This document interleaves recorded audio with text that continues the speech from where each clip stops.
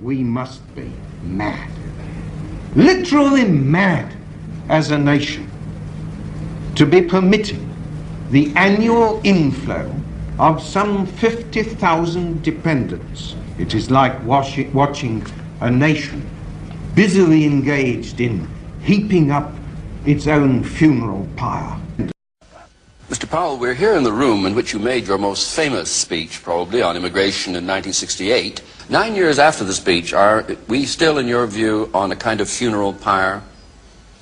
Yes, I've been guilty, I suppose, of, I've said this before, of underestimating rather than overestimating. And I was just looking back at the figures that I was then talking about in 1968 for the end of the century.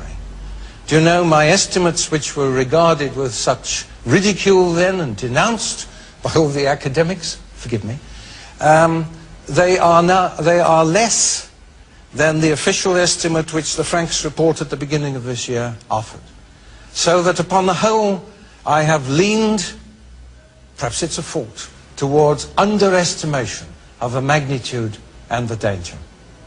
And what do you see as the likely prospect now? Still the prospect of the Tiber foaming with blood? The likely prospect is that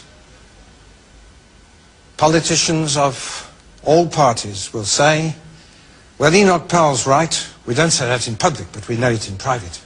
Enoch Powell's right, and it will no doubt develop as he says.